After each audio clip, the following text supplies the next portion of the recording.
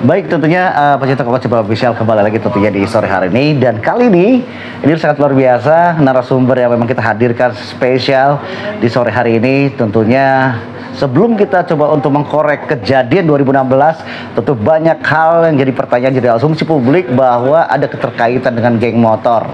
Dan kali ini kita hadirkan tentunya narasumber yang luar biasa sekali, ada Bang Reno, dan selamat sore Bang Reno. Sore juga.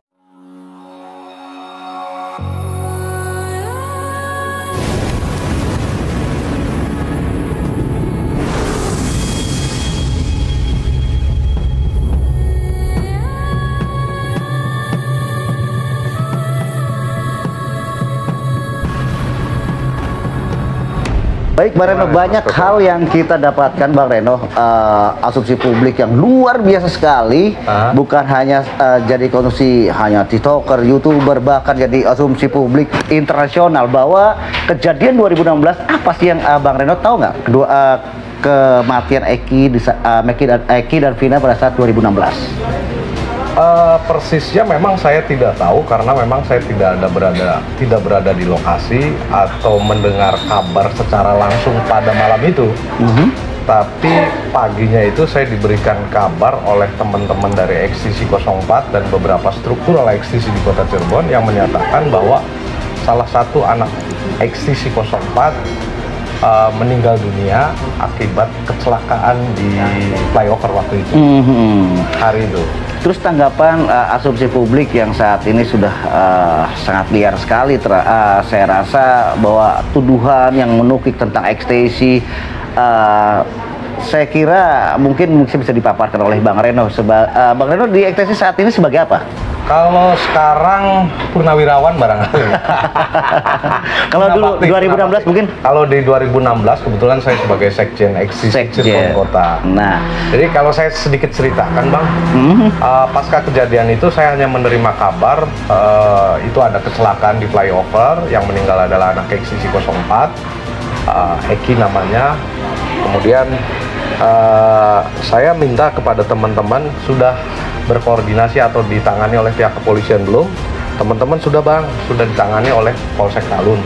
Apa itu yang diterima kabar di Polsek Talun itu, apa kabarnya? Iya, kabarnya itu kan ada terjadi kecelakaan, maka saya meminta kepada teman-teman XTC baik di 04 maupun di XTC Cirebon Kota untuk sepenuhnya menyerahkan persoalan yang terjadi kepada pihak aparat penegak hukum waktu itu. Jadi saya minta kepada teman-teman itu jangan terlalu berasumsi liar, berasumsi terlalu jauh, karena kita tidak tahu seperti apa kejadian sesungguhnya. Kita tunggu rilis dari pihak kepolisian seperti apa.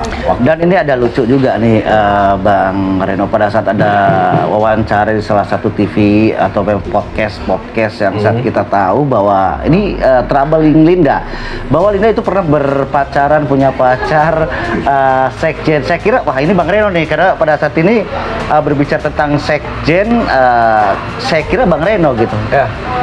Jadi gini, kalau soal Linda, ini juga ada keterkaitan sebetulnya. Linda itu saya tegaskan sekali lagi, Linda bukanlah anak XTC. Oh, bukan, Linda bukan anak XTC. Kalau Linda pacaran dengan anak XTC atau dengan struktur XTC, saya nyatakan iya. Saya nyatakan iya. Linda tidak mengerti struktural XTC. Hanya memang pacar Linda waktu itu adalah salah satu orang yang ada di struktur penting di XTC. Dia sebagai Satsus, ketua Satsus, ketua bidang Satsus. Satsus itu satuan khusus di XTC, namanya saya inisialkan EB. Dia juga cukup populer di kalangan XTC Cirebon itu.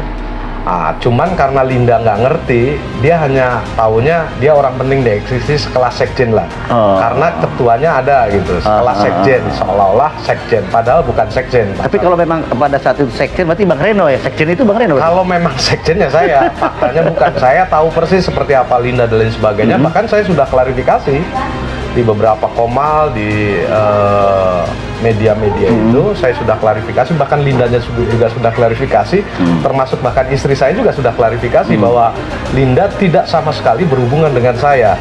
dalam konteks asmara atau pacaran gitu, tidak sama sekali. Terus mengenai ini asumsi publik juga yang banyak jadi pertanyaan buat kita, gonjang-ganjing yang kita pertanyakan, dan kita coba untuk tanyakan ke Bang Reno nih. Bang Reno, pada saat klub bebasnya Peggy pada saat itu terlihat ada spanduk ekstasi panjang nih. Apa itu ada salah satu perintah atau memang secara sendiri? Apa seperti apa? Emang desain atau seperti apa nih, Bang? Jadi gini, saya nggak tahu kalau yang melakukan upaya-upaya seperti itu atau giat-giat atau tindakan seperti itu apakah ekstisi berdasarkan organisasi atau memang inisiatif perseorangan, saya nggak tahu ya.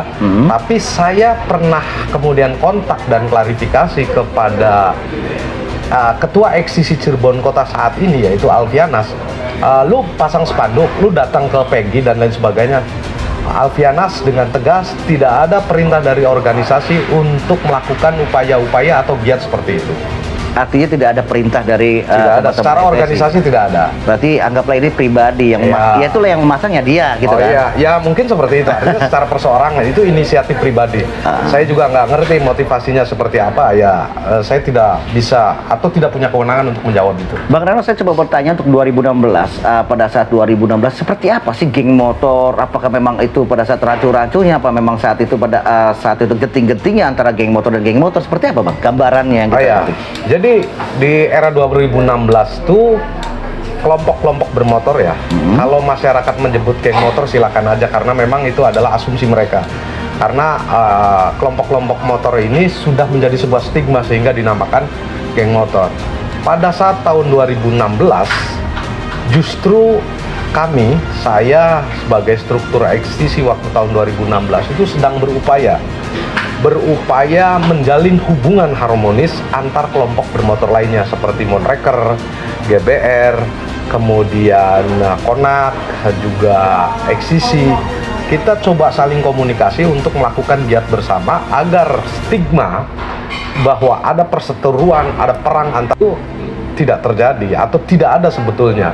Kalaupun toh ada benturan-benturan kecil di lapangan sesama anggota kelompok motor dan lain sebagainya karena latar belakang dendam masa lalu dan lain sebagainya, ya saya pikir bisa aja seperti itu. Hanya secara struktural atau secara organisasi, saya yakinkan dan saya nyatakan di tahun 2016 tidak ada perang antar geng. Aman-aman saja. Aman-aman saja. Dan saya sering komunikasi, bahkan di tahun 2016 saya kalau nggak salah juga sempat kumpul antara struktural Monreker dengan Eksisi di Waterland, di salah satu tempat rekreasi di Cirebon untuk mengadakan giat bersama, yaitu bakti sosial seperti itu. Saya pikir seperti itu. Terus untuk hubungan Eki pada saat Eki di Bubeng nih, kecelakaan tunggal naik ke pembunuhan berencana 340. Iya. Apa dari teman-teman ekstasi ini bertanggapan seperti apa dengan berubahnya nih? Jadi perubahan itu justru saya secara pribadi ya, dan mungkin teman-teman, saya sebetulnya dari awal teman-teman juga sudah berasumsi, cuman mereka mungkin nggak berani ngomong ke saya karena saya selalu bilang bahwa kita berpedoman pada asas hukum. Jangan kemudian kita mengasumsi sendiri, berasumsi sendiri, kemudian mengambil tindakan-tindakan yang nanti pada akhirnya merugikan organisasi maupun diri sendiri. Nah, taunya saya dan secara organisasi tahu atau asumsi pembunuhan itu terjadi ketika viral di grup-grup BBM, notis BBM. Oh, pada saat itu lagi rame-rame BBM berarti? Ya, BBM ada rekaman Linda kesurupan. Ya. Bahwa kemudian Eki meninggalnya dengan proses yang diceritakan pada saat kesurupan seperti itu, kami langsung berasumsi, wah jangan-jangan Eki emang meninggal dibunuh dan lain sebagainya.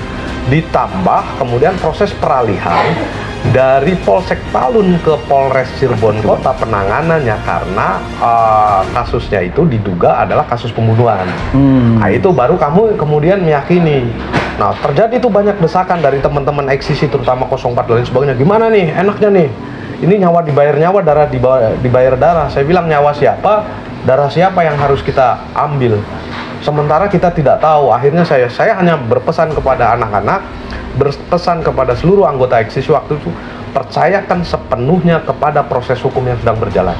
Itu saja. Baik, setelah ada proses demi proses yang mungkin saat ini sudah kita ketahui bahwa banyak proses-proses kejanggalan-kejanggalan di situ.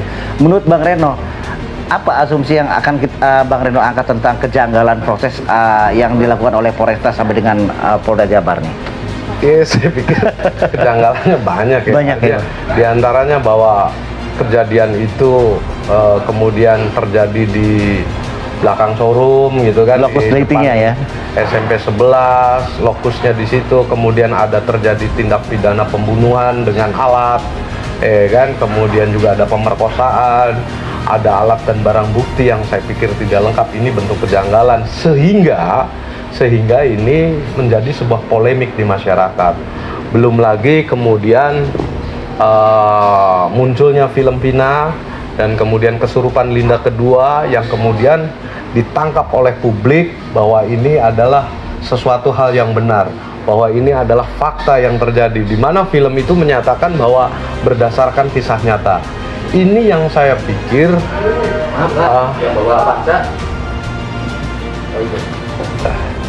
jadi saya pikir inilah yang kemudian jadi polemik gitu loh, jadi polemik yang kemudian membuat rancu masyarakat dan lain sebagainya. Maka saya secara pribadi mengucapkan terima kasih dulu kepada Pak Kapolri yang telah menurunkan tim khusus untuk mengungkap fakta secara objektif, dan alhamdulillah fakta-fakta itu mulai terungkap sesungguhnya. Hanya belum sampai kepada titik apa sesungguhnya, peristiwa apa sesungguhnya terkait dengan meninggalnya Eki dan Vina. Apakah laka tunggal, apakah kecelakaan berencana, atau memang pembunuhan, kita nggak tahu. Bang Reno, sedikit aja untuk informasi sahabat pecinta Koko Cirebon Official, informasi sedikit saja, clue-clue untuk dibagikan buat teman-teman. Informasi apa? Mungkin dari Mabes Polri mungkin ada selentingan dan sebagainya gitu. Kabar gitu. Saya sih hanya terima kasih karena memang saya juga selalu berhubungan dengan tim khusus yang memang telah dibentuk oleh Mabes Polri untuk mengungkap fakta sebenarnya. Saya coba kerjasama, akhirnya ini terbagi menjadi 3 klaster, Bang. Ada ini pra ya, pra terjadinya peristiwa meninggalnya Eki Vina. Ada klaster Dawan, ada klaster Pandesan, ada klaster Warpat. Bisa dijabari satu persatu. Oke. Warpat itu warung 04, tempat di mana Eki nongkrong dan kemudian melakukan banyak hal lah di situ. Klaster Dawan itu klaster di mana sekitar pukul 6 sore atau 18.00 lebih lah sampai dengan 21.30 sampai dengan pukul 22-an lah berkisar di situ, itu Eki ada di Dawan. Nah, untuk klaster Pandesan adalah klasternya Rivaldi alias Ucil. Di situ ada kesaksian-kesaksian, ada fakta-fakta yang bisa diungkap, dan saya pikir saya tidak bisa kemudian mengungkapkan secara penuh apa yang sesungguhnya terjadi, tapi paling tidak nanti pada saatnya nanti saya meyakini Pak Kapolri beserta tim yang telah dibentuk akan menyampaikan sesungguhnya apa yang terjadi, dan itu sudah kita peragakan, itu sudah kita konfrontasi antara pihak yang satu dengan pihak yang lainnya untuk membuktikan bahwa fakta yang terjadi sesungguhnya seperti itu. Oh, berarti sudah terjadi, sudah turun dan sudah dikonfrontir semuanya berarti. Semua sudah dikonfrontir. Saksi-saksi semua. Betul. Luar biasa. Terus saya coba untuk tanya untuk lebih dalam lagi tentang kesurupannya Linda, Bang. Ini kan Linda kan kesurupan pertama awal mungkin menyeramkan bagi kita ya, karena ini season demi season kesurupannya ketika ada informasi terupdate selalu tersurupan yang membawakan kesurupan itu dari info-info terupdate. Ya. Itu gimana Bang menurut Bang Reno ini?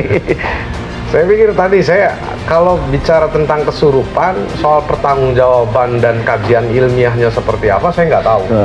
Apakah betul dia kesurupan atau tidak, saya pikir saya bukan ahlinya, gitu, sehingga saya tidak mengetahui apakah itu kesurupan betul atau Kalau untuk asumsi Bang Reno seperti apa, Bang?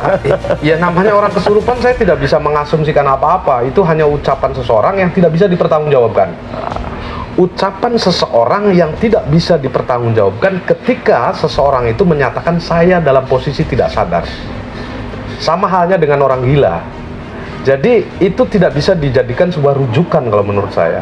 Itu juga tidak bisa dijadikan sebuah pedoman dalam mengungkap sebuah fakta. Kalau sebatas petunjuk, sah-sah saja.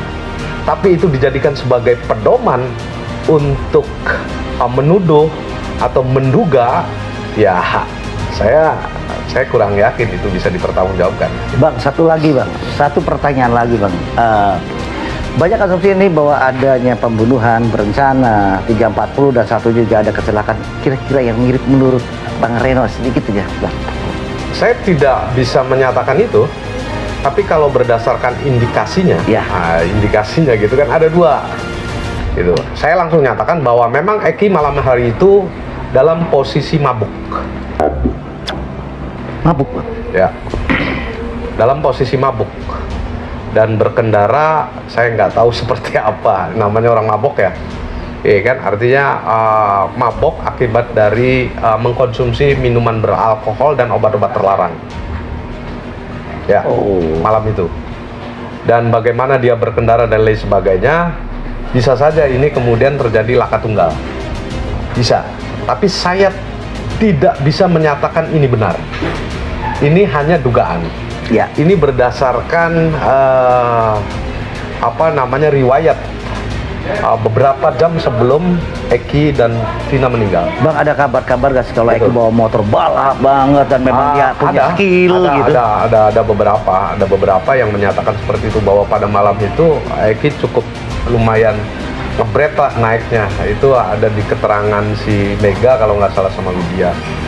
Nah, kemudian itu asumsi pertama. Kalau laka tunggal berarti karena mabok. Asumsi kedua, memang di beberapa peristiwa atau perilaku anak-anak motor waktu itu yang memang berbeda genre, bukan berbeda genre ya, berbeda bendera, berbeda organisasi, sering sekali terjadi benturan-benturan gesekan di jalan. Ketika misalkan saya lagi kumpul nih, ada orang mungkin 5 motor, 6 motor, tiba-tiba lawan itu saya misalkan eksisi, kemudian GBR datang sendiri sambil ngebret dan lain sebagainya, pasti kita kejar. Pasti kejar. Zaman 2016 itu, Bang? Ya, pokoknya 2016 sebelumnya juga biasanya begitu ya seperti itu. Kalau kena ya ditendangnya jatuh dan lain sebagainya, biasalah muncul penganiayaan di situ, bisa saja itu terjadi. Cuman saya tidak berani menyatakan bahwa inilah yang terjadi. Tidak sama sekali. Saya belum mengetahui sesungguhnya. Hanya dugaan-dugaan saja. Tapi kalau berdasarkan riwayat bahwa posisi Eki dan Eki ya terutama yang mengendara itu posisinya memang mabuk waktu itu. Kalau Eki itu memang punya skill untuk jumping apa? Ada nggak sih? Biasanya dalam organisasi biasanya ada masing-masing slot kan? Saya tidak mengenal secara eksplisit Eki itu seperti apa, karena memang eksisi waktu itu organisasi yang cukup besar untuk 4 organisasi bermotor ya, Onak, GBR, kemudian Monreker, eksisi. Itu yang terbesar itu eksisi, sekali kumpul itu bisa lebih dari 500 orang. Dan anggota yang waktu itu terdata oleh kami secara resmi itu ada kurang lebih 800-an lebih lah itu. Dan dengan simpatisan ya, termasuk si Eki itu juga simpatisan karena usianya masih di bawah syarat formil masuk ke eksisi waktu itu. Apa aja sih, Bang, organisasi syarat untuk masuk ke eksisi itu, Bang? Ya, pertama usia harus 17 tahun minimal, usia meningkat ke dewasa.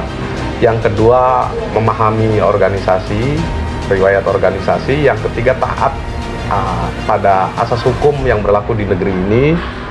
Dia juga kemudian setia terhadap organisasi. Seperti itulah, saya pikir umum lah. Terus Eki tadi sempat disimpulkan bahwa Eki bukan dari bagian dari ekstasi, atau memang eksisi, dia baru? Eksisi adalah Eki adalah bagian daripada eksisi. Bagian daripada eksisi. Tapi formilnya silakan cari. Saya nggak tahu, barangkali ada data yang berbeda. Eki tidak memiliki KTA. Simpatisan berarti dong? Bisa. Tapi sebetulnya dia konsisten dengan eksisi itu karena hanya saja karena usianya memang belum cukup untuk bisa diberikan KTA. Tapi dia memang konsisten di eksisi, maka eksisi menyatakan bahwa Eki adalah bagian daripada eksisi. Udah dianggap keluarga lah ya berarti ya. Karena Betul, bagian daripada eksisi.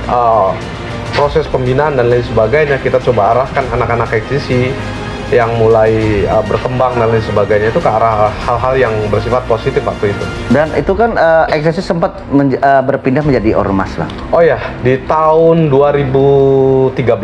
Oh, 2013 sudah jadi ormas itu? Sudah jadi OKP. OKP kalau nggak salah, kemudian tahun 2016 atau 2017 saya lupa ya, saya lupa. Apa 2014 di pusat itu berubah dari OKP menjadi organisasi kemasyarakatan. Berarti 2016 kejadian meninggal Eki dan Vina sudah menjadi ormas dong? Sudah menjadi OKP, organisasi karya pemuda lah seperti itu, atau ormas juga lah bisa dikatakan seperti itulah. Wah, sudah terdaftar di Kes Bangpol.